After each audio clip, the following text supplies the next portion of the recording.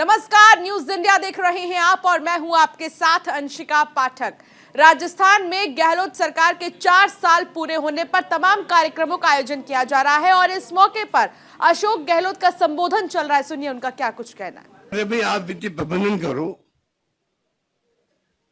पर जो कर्मचारी आपकी सरकार गुड गवर्नेंस देने में भागीदारी निभाते हैं उनको कॉन्फिडेंस क्यों नहीं हो।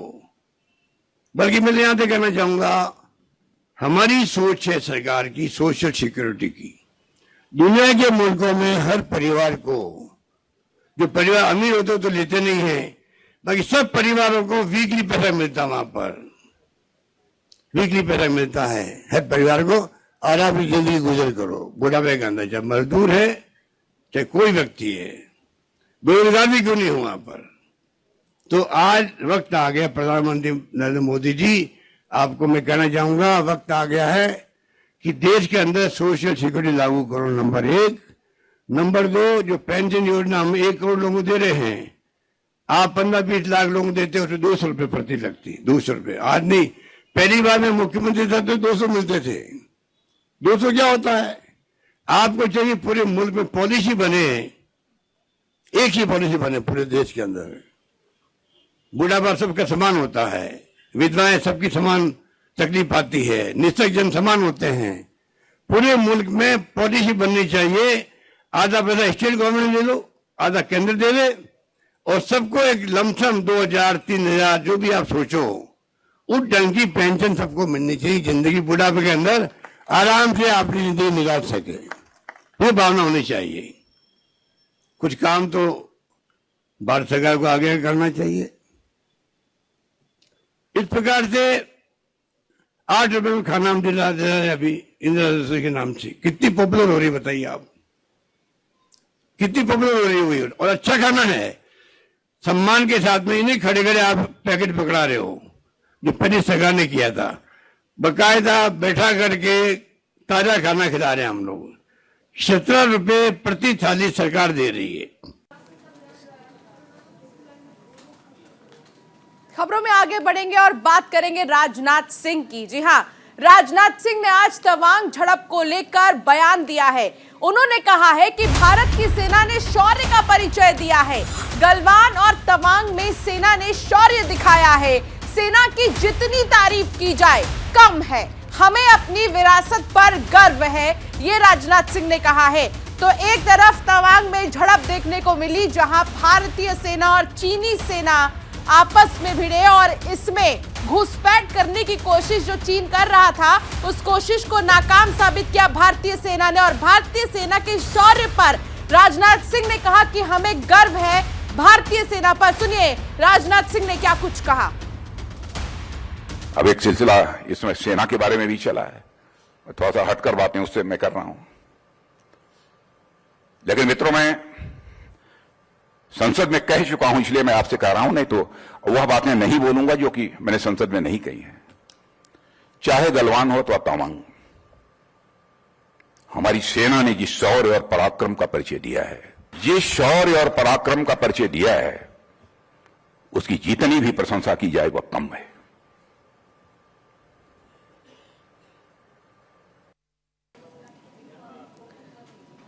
रिलीज से पहले विवादों में फिल्म पठान घिरती नजर आ रही है। दीपिका की ड्रेस को लेकर विरोध हो रहा है। फिल्म पर बैन लगाने की मांग उठ रही है। फिल्म के गाने बेशरम रंग का विरोध किया जा रहा है। हिंदू और मुस्लिम संगठनों ने विरोध किया है। बता दें, हिंदू सेना की सिनेमा घर मालिकों को चेतावनी है कि नुकसान के खुद जिम्मेदार होंगे, हिंदू सेना ने कहा है। तो शाहरुख खान और दीपिका पादुकोण की फिल्म पठान रिलीज से पहले ही विवादों के घेरे में है। फिल्म के गाने बेशरम रंग में दीपिका की ड्रेस को लेकर विरोध किया जा रहा है, उनके ड्रेस के रंग को लेकर विरोध किया जा रहा है। तो वहीं फिल्म पर बैन लगाने की मांग उठ रही है। फिल्म पठान का विरोध न सिर्फ हिंदू संगठन कर रहे हैं, बल्कि कुछ मुस्लिम संगठनों ने भी फिल्म पर रोक लगाने की मांग की है। गौरव मिश्रा मेरे सहयोगी मेरे साथ जुड़ गए हैं। गौरव, देखिए, फिल्म पठान के इस गाने को लेकर बहुत घमासान छिड़ा हुआ है। अब यहाँ पर ये समझने की कोशिश है कि उनके ड्रेस को लेकर विरोध हो रहा है या उनके ड्रेस के रंग को लेकर विरोध हो रहा है, और ऐसे में हिंदू सेना की तरफ से क्या कुछ कहा जा रहा है, ये भी विस्तार से बताएं। देखिए, फिल्म पठान का जब से ये गाना रिलीज हुआ है, इस पूरे गाने पर ही विवाद लगातार चल रहा है। कि पूरी फिल्म की अगर हम बात करें, अभी तक पूरी फिल्म की कोई पटकथा या तमाम जो कहानियां, उसके बारे में कोई जानकारी किसी भी हिंदू संगठन को नहीं है।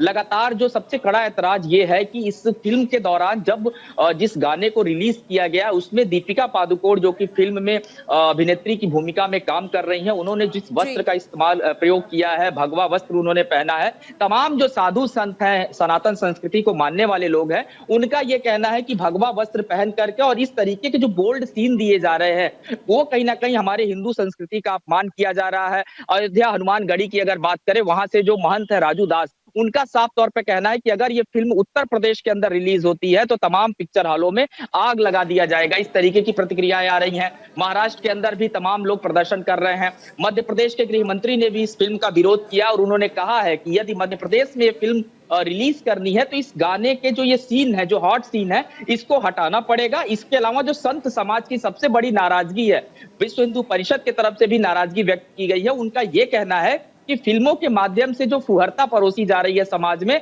सबसे पहले बॉलीवुड को वो समझना चाहिए।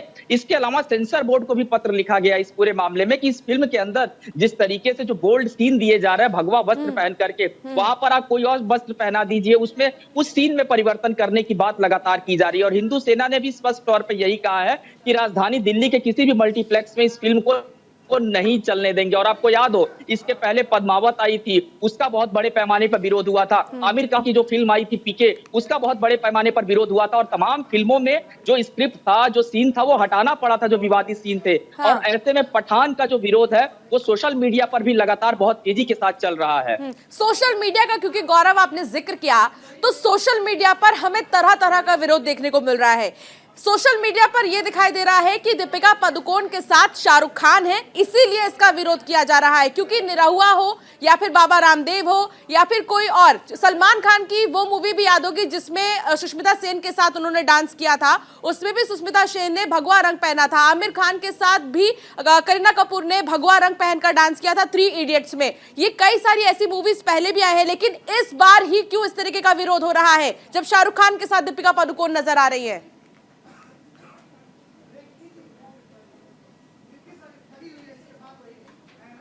तो गौरव से संपर्क टूट गया, दोबारा साधने की कोशिश करेंगे। लेकिन हिंदू सेना की तरफ से लगातार ये कहा जा रहा है कि नुकसान के जिम्मेदार खुद फिल्मकार होंगे। फिल्म पर बैन लगाने की मांग लगातार उठ रही है और फिल्म के गाने बेशरम रंग का विरोध हिंदू सेना की तरफ से लगातार किया जा रहा है। सोशल मीडिया से लेकर चारों तरफ इसको लेकर विरोध जाहिर किया जा रहा है।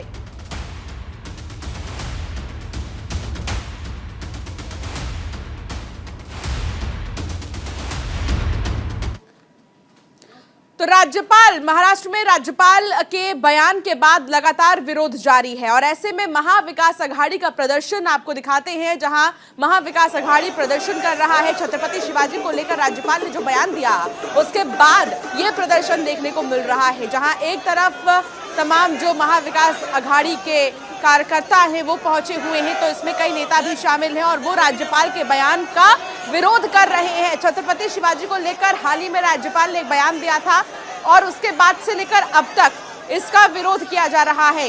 लगातार यहाँ के लोगों का कहना है कि राज्यपाल को अपने पद से हट जाना चाहिए, क्योंकि उनको इस तरीके का बयान देना शोभा नहीं देता है। और ये तस्वीर सीधे आपको दिखा रहे हैं, महाविकास अघाड़ी की ये तस्वीर है जो प्रदर्शन कर रहे हैं और विरोध कर रहे हैं राज्यपाल के उस बयान का। राज्यपाल के उस बयान को कह रहे हैं कि ये बयान गलत है और ये बयान उन्हें नहीं देना चाहिए राज्यपाल होने के नाते। तो छत्रपति शिवाजी को लेकर उन्होंने बयान दे दिया था और उस बयान के बाद तब से विरोध हो रहा है, राज्यपाल का विरोध किया जा रहा है और महाविकास अघाड़ी का ये प्रदर्शन जो लगातार जारी है। इससे पहले भी चाहे अन्य दल हो वो इसको लेकर नाराजगी जाहिर कर चुके हैं। उन्होंने कहा कि हाँ, राज्यपाल को इस तरीके का बयान नहीं देना चाहिए छत्रपति शिवाजी को लेकर, और अब सड़कों पर उतर आए हैं महाविकास आघाड़ी के कार्यकर्ता और नेता, और वो प्रदर्शन कर रहे हैं। खबरों में आगे बढ़ेंगे। बिल्किस बानो की पुनर्विचार याचिका पर आज सुनवाई हो सकती है। आपको बता दें कि जिस तरीके से बिल्किस बानो की पुनर्विचार याचिका खारिज हो गई है और जितने भी दोषी हैं, सुप्रीम कोर्ट ने पुनर्विचार याचिका खारिज कर दी है। बिल्किस ने दोषियों की रिहाई के खिलाफ अर्जी दी थी और गुजरात सरकार ने दोषियों को रिहा कर दिया था। तो सुप्रीम कोर्ट ने पुनर्विचार याचिका खारिज की है। बिल्किस ने दोषियों की रिहाई के खिलाफ अर्जी दी थी। गुजरात सरकार ने दोषियों को रिहा किया था। रिहाई के खिलाफ ये याचिका दी गई थी। तो सुप्रीम कोर्ट ने जो पुनर्विचार याचिका है वो खारिज कर दी है। बिल्किस ने दोषियों की रिहाई के खिलाफ ये अर्जी दी थी, लेकिन इसको खारिज कर दिया गया है।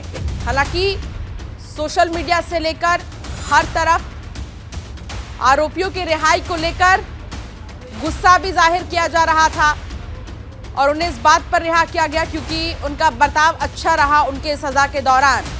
अब इसको लेकर याचिका डाली गई, लेकिन वो याचिका खारिज हो गई है। तो बिल्किस बानो की पुनर्विचार याचिका खारिज हो गई है। सुप्रीम कोर्ट ने पुनर्विचार याचिका खारिज कर दी है। रिहाई के खिलाफ ये याचिका डाली गई थी, आरोपियों की रिहाई के खिलाफ ये याचिका डाली गई थी, लेकिन ये याचिका खारिज हो गई है। तो बिल्किस बानो मामले में जिस तरीके से आरोपियों को उनके अच्छे बर्ताव को लेकर रिहाई दी गई थी, और अब इसी पूरे मसले पर, इसी पूरे मामले पर बिल्किस ने एक याचिका डाली थी, लेकिन उस याचिका को कोर्ट ने खारिज कर दिया है। तो सुप्रीम कोर्ट ने पुनर्विचार याचिका खारिज कर दी है। सुप्रीम कोर्ट ने बिल्किस ने दोषियों की रिहाई के खिलाफ एक अर्जी दी थी। गुजरात सरकार ने दोषियों को रिहा किया था। यूपी के फिरोजाबाद में रेलवे स्टेशन के बाहर घूमते बांग्लादेशी बुजुर्ग को पुलिस ने गिरफ्तार किया है। पुलिस को उसके पास से भारत का पासपोर्ट और वीजा नहीं मिला।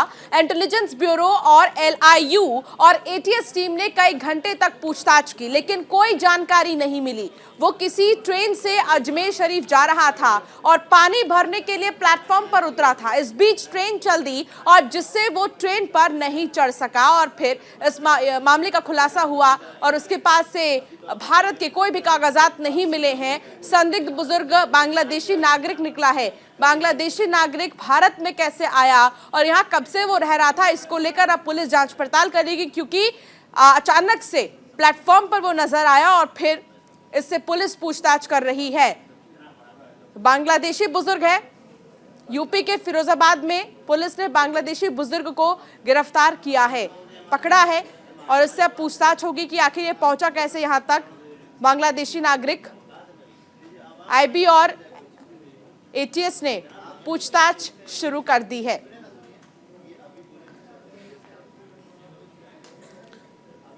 हरियाणा पुलिस ने नशा तस्करों पर लगाम लगाने के लिए छापेमारी अभियान चलाया है। इसी के तहत अंबाला में 3 नशा तस्करों को गिरफ्तार किया गया है।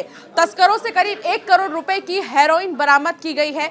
पकड़े गए तस्कर दिल्ली से नशे की खेप लाकर अंबाला में बेच रहे थे। पुलिस अधिकारी ने बताया कि पकड़े गए 3 तस्करों में से 2 तस्कर पहले भी नशा तस्करी में गिरफ्तार किए जा चुके हैं। फिलहाल पुलिस ने तस्करों के खिलाफ मामला दर्ज कर जांच शुरू कर दी है।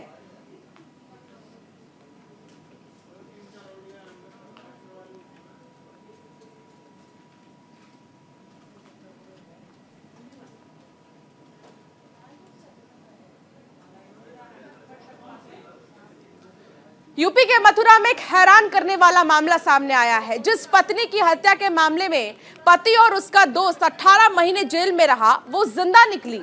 जेल से बाहर निकलने के बाद पति और उसके दोस्त ने महिला को राजस्थान के दौसा जिले से खोज निकाला है, जिसके बाद पुलिस ने उसे गिरफ्तार कर कोर्ट में पेश किया है। महिला के जिंदा मिलने के बाद अब पुलिस की विवेचना पर बड़े सवाल खड़े हो रहे हैं।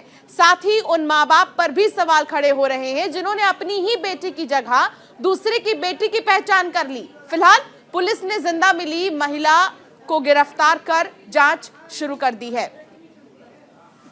भगवान के साथ ही रहेंगे। हाँ। तो भगवान के भाई ने तो आपको बेच दिया था। बेच दिया, जब भी वो घर का ही है, घर का झगड़ा निपट जाएगा हमारा। तो माँ बाप ने आपको बता दिया कि आप मर चुकी हैं और आपके माँ बाप की तो मान लो ऐसी होगी कि उनकी गलती, आंखों में नेत्र कम थे जो उन्हें पहचानी गलत फोटो कर। सोनू और गोपाल को जेल में रहना पड़ा आपकी हत्या के मामले में। अभी उनकी भी गलती है जो उनने हमको रखा नहीं और छोड़ दिया और फिर हमको तलाशा नहीं उनने। अब आप क्या चाहती हैं? मैं जो चाहती सोनू को भी बरी किया जाए, माँ बाप को भी बरी किया जाए और मेरे को मेरा घर पहुँचाया जाए। और जो 7 साल जेल में रहा है उसका 1.5 साल जेल में रहा सोनू। 1.5 साल सोनू जेल में रहा। उसका तो ऐसा है कि अब उतने दिन की हमारे उसके कष्ट लिखे थे वो जन्म हमको मिलेंगे 1.5 साल की। उसके पिता का देहांत हो गया, समाज से बेदखल कर दिया उसके लिए। वर्ष 2015 में थाना वृंदावन क्षेत्र से एक महिला गायब हुई थी जो मूलतः जालौन की रहने वाली थी तथा उसका विवाह दौसा में हुआ था। विवाह के उपरांत वो अपने पिता के पास यहाँ वृंदावन में कुछ दिनों से रह रही थी। गुमशुदगी के बाद तत्काल गुमशुदगी का पंजीकरण थाने पर हुआ और बाद में एक अज्ञात शव मिला था जिसकी शिनाख्त मृतका के पिता ने अपनी पुत्री के रूप में किया तथा इस मामले को हत्या में तरमीम किया गया और 2 आरोपी जिसमें एक पति था वो गिरफ्तार करके जेल गए और 2016 में इस मामले में चार्जशीट दाखिल कर दी गई थी। मामला न्यायालय में विचाराधीन था।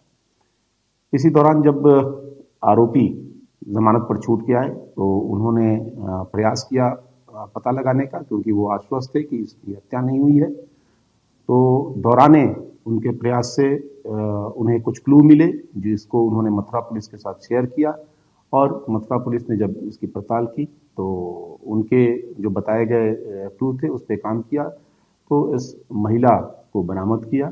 बरामदगी के उपरांत महिला ने पूरी बात बताई और साथ ही साथ जब परिजनों को लाया गया तो उन्होंने भी इसकी शिनाख्त अपनी पुत्री के रूप में की है। यूनिवर्सिटी ग्रांट कमीशन यानी कि यूजीसी ने एक फैसला किया है जिससे ग्रेजुएशन की पढ़ाई का पूरा अंदाज ही बदल जाएगा। अगले सत्र से ग्रेजुएशन ऑनर्स का कोर्स 4 साल का होगा।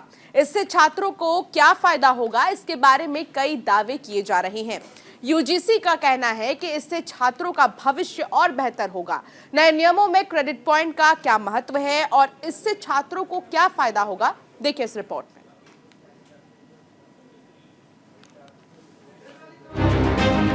यूनिवर्सिटी में दाखिले के लिए तैयार हो रहे युवाओं को अब नए नियमों से रूबरू होना होगा।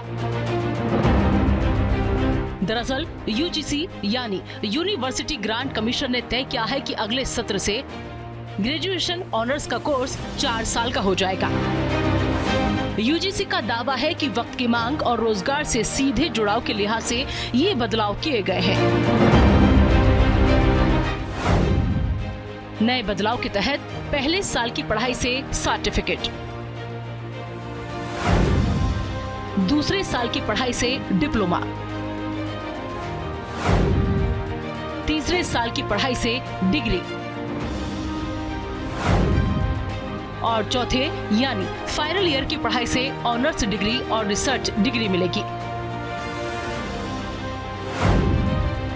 इसके अलावा 4 साल की डिग्री वाले छात्र को सीधे पीएचडी में एडमिशन मिल सकेगा।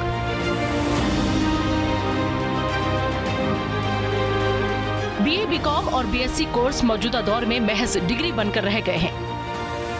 ज्यादातर मामलों में देखा जाता है कि ये कोर्स करने वाले छात्र रोजगार पाने में कामयाब नहीं हो पाते, जिससे देश में ग्रेजुएट बेरोजगारों की संख्या लगातार बढ़ रही है। इसी समस्या से निजात पाने के लिए सरकार के निर्देश पर यूजीसी ने ये कदम उठाया है, जिस पर छात्र क्या सोचते हैं ये भी न्यूज इंडिया ने जानने की कोशिश की।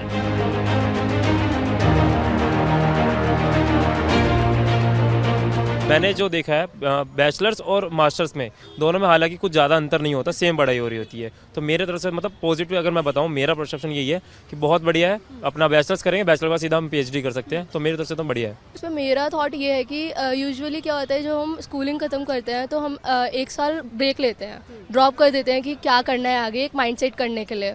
तो वो 1 साल हमारा यहाँ पे कम हो जाएगा। और अगर बैचलर्स के बाद और मास्टर्स के बाद, जैसे कि मेरे फ्रेंड ने बताया अभी कि सेम स्टडी है, सेम कोर्स बेस्ड है, तो उसके अकॉर्डिंग ठीक ही है PhD लाइक डायरेक्ट। हाँ, अच्छा है। बिल्कुल, ये बहुत ज़रूरी भी है, क्योंकि ऐसा होना भी ज़रूरी है। एक्चुअली में होता क्या है, जब हम ग्रेजुएशन करते हैं और उसके बाद 2 साल की मास्टरी आ जाती है। मास्टर्स हम कर रहे होते हैं क्योंकि ऐसा है कि इंसान की लाइफ में उतार चढ़ाव आते हैं, बंदा फेल भी होता है, पास भी होता है। और आपको पता है डिग्री के अंदर बहुत सारे सेमेस्टर्स जो होते हैं ना, वो दिक्कत करते हैं, ठीक है। अब बंदे का माइंड चेंज हो जाता है कि यार इतनी पढ़ाई कर ली है, अब मन नहीं हो रहा PhD करने का। अब जैसे ये जो निकाला है रूल, ये बहुत बेस्ट है कि अब 4 साल के बाद आप सीधा PhD कर सकते हो। मेरा ओपिनियन तो ये है कि ये सही है। छात्रों के बेहतर भविष्य और बढ़ती बेरोजगारी की चुनौती से सामना करने के लिहाज से UGC का ये कदम काफी अहम माना जा रहा है। हालांकि ये कितना कारगर साबित होगा, इसे जानने के लिए इंतजार करना होगा। हालांकि एक बात तय है कि जो छात्र ग्रेजुएशन की पढ़ाई किसी भी वजह के चलते बीच में ही छोड़ देते थे, अब नए नियम उन छात्रों को काफी राहत देंगे, क्योंकि उनकी 1 साल की भी पढ़ाई जाया नहीं जाएगी। इसके अलावा काफी कुछ पहले बैच के पास आउट होने के बाद ही पता चलेगा।